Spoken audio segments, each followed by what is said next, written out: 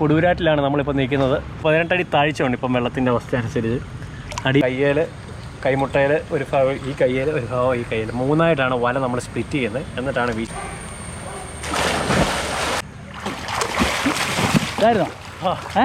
നമ്മൾ കഴിഞ്ഞ ദിവസം തട്ടിട്ടു, വെള്ളത്തിലെ കല്ലെല്ലാം എടുത്തു. പക്ഷേ ഇപ്പം വീശുമ്പം പിന്നെ ചെറിയ ഉടക്കുണ്ട്. അപ്പം നമ്മൾ വലിയ വെള്ളം വരുന്നതിന് മുമ്പേ ഒന്നും കൂടെ നമ്മൾ വീശുവാണ്. വീശി കല്ലിൽ ഉടക്കുമ്പം മുങ്ങിയെടുക്കാനാണ് നമ്മൾ പ്ലാൻ ചെയ്യുന്നത്. വെള്ളം വരവായതുകൊണ്ട് നല്ല ചപ്പാണ് വെള്ളത്തിൽ കൂടെ വരുന്നത്. ഇങ്ങനെയൊന്നും കിട്ടാൻ തുടങ്ങിയിട്ടില്ല. നമ്മൾ വലയൊന്ന് കുടഞ്ഞ് കല്ലേൽ ഉടക്കുമ്പോൾ നമ്മൾ മുങ്ങണം. അങ്ങനെയാണ് നമുക്ക് കളം കളിക്കുന്നത്. അപ്പം അത്യാവശ്യം നല്ല ഒഴുക്കാണ്. മുങ്ങുക എന്ന് പറയുന്നത് അത്ര എളുപ്പമുള്ള കാര്യമല്ല. എന്നാലും മുങ്ങിയേ പറ്റൂ എന്നുള്ളത് കൊണ്ട് നമ്മൾ മുങ്ങും.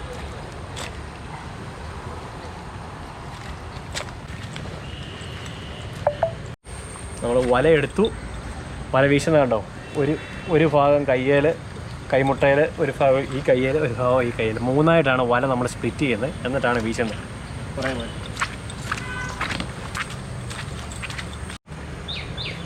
അവിടെ എന്നിട്ട് അങ്ങോട്ട് പൊക്കി പിടിച്ചാൽ കളത്തിൽ ചപ്പ് പോവാണ്. ചപ്പ് പോകുന്നതിനനുസരിച്ച് നോക്കിയിട്ടാണ് നമ്മൾ വീശുന്നത്.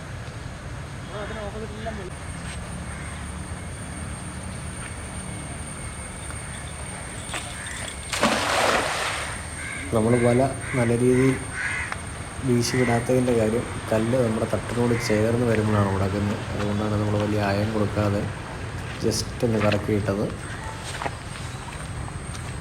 ഇനി അത് ഉടക്കത്തുമില്ല.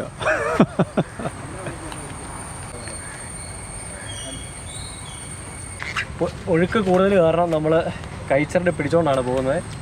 ഞാൻ ഒഴുക്ക് കൂടി ഒഴുകി പോകണ്ടല്ലോ എന്നോർത്താണ്. ഒഴുകി പോകണ്ട എന്ന് പറഞ്ഞ് നമ്മൾ വല വീശി ഇട്ടേക്കുവാണ്. അടി കല്ല് ഉടക്കിയിരിക്കുവാണ്. നമ്മൾ മുങ്ങി ചെന്ന് കഴിഞ്ഞെടുക്കുമ്പോൾ അടിയിൽ നല്ല ഒഴുക്കാണ്. കൊടുവിലാറാണ്, അടിയൊഴുക്ക് ശക്തമാണ്. അപ്പോൾ നമുക്ക് താഴ്ന്ന കല്ലെടുത്തിട്ട് പൊങ്ങി വരണമെങ്കിൽ നമുക്ക് കയ്യിൽ ചരടുണ്ടേലേ പറ്റൂ.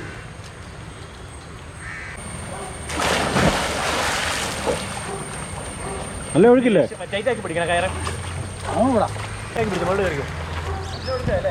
രക്ഷയില്ല. ഡബിൾ വലി വലിച്ചാൽ ഇങ്ങനെ കുണുകുണാൻ വലിച്ചാൽ വലിച്ച് പൊക്കിക്കോണം എന്നെ. മൊളിന്ന് പറഞ്ഞു വലിച്ചേ. താഴെ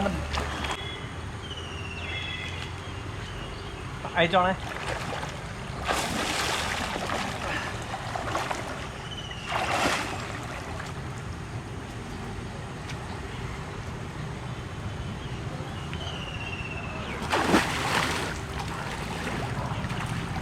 ഇത് വലയിലൂടെ കീഴുന്നതായിരിക്കും അല്ലേ? ആയിരിക്കും. ഒരു റൗണ്ട് കൂടെ പോട്ടെ.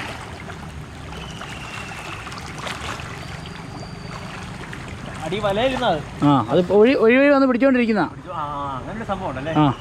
ചപ്പ വന്നോണ്ടിരിക്കല്ലേ?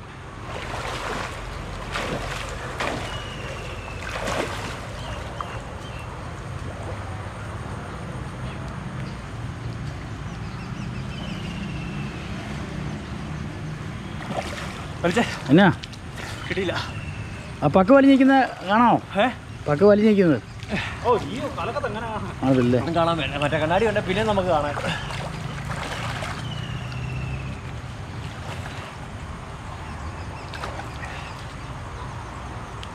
അടി നിൽക്കാൻ പറ്റുന്നില്ല. അടി നിന്ന് തപ്പാൻ പറ്റുന്നില്ല. ഓരോ പോക്കിന് ഏകദേശം ടൈറ്റ് ആയിക്കോണേ ചെറുതായിട്ട്. ചുരുക്കാനും തമ്മിൽ പിടിക്കാൻ.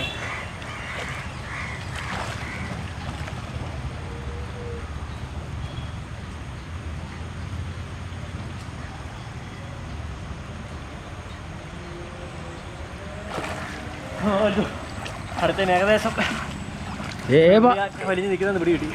ഏതാടാ വരുന്നേ? ഇങ്ങോട്ടോ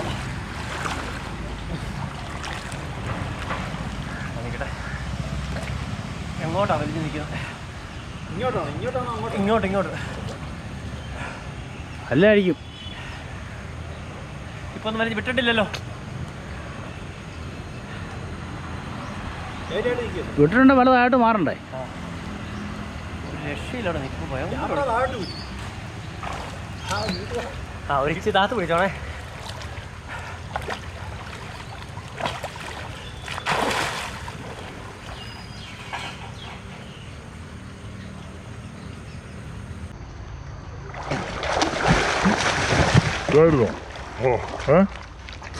അതായിരുന്നോ? ഇങ്ങോട്ട് ക്യാമറ അങ്ങോട്ട് തിരിക്കണം.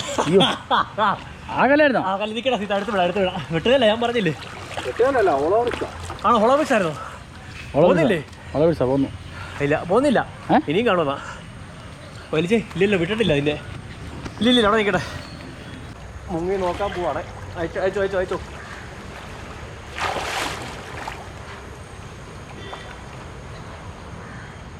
അത് മിക്കവാറും ഏതായാലും വലിയ കല്ല് കൊണ്ട് മുങ്ങി വിടും.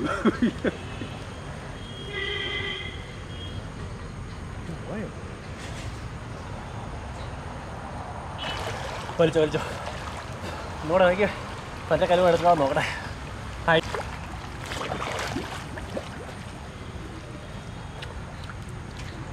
കുളിക്കുമ്പോ വലിക്കണോ പറഞ്ഞിട്ട് ടൈറ്റാക്കി നിർത്തണം. അത് കോഡ് ഭാഷയാ. ആണോ? വിട്ട് അയച്ചു വിട്ടെ. ചെറിയ ടൈറ്റ് ആയിക്കോണം പോയി കഴിഞ്ഞാൽ.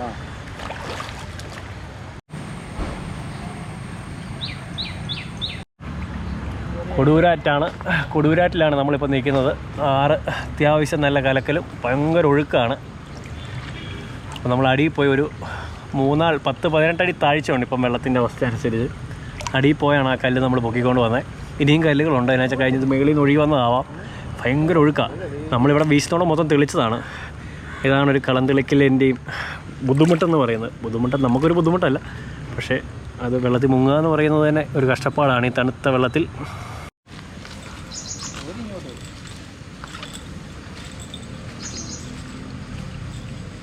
ഞാൻ ബാങ്കിലോട്ട് ഇറങ്ങുമ്പോൾ ഞാൻ തന്നെ വിളിക്കാം. അന്നേരം നീ വീട്ടിൽ ഇറങ്ങിയാൽ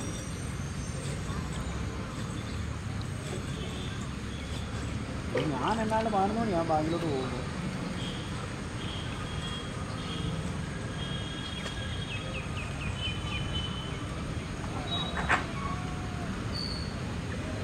നോക്ക് അല്ലേ മൂത്താറോട് നോക്കുക.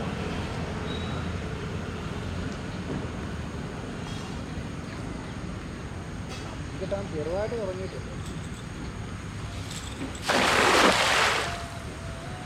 അടിപൊളി. ഫോൺ വെച്ചിട്ട് പോരെ.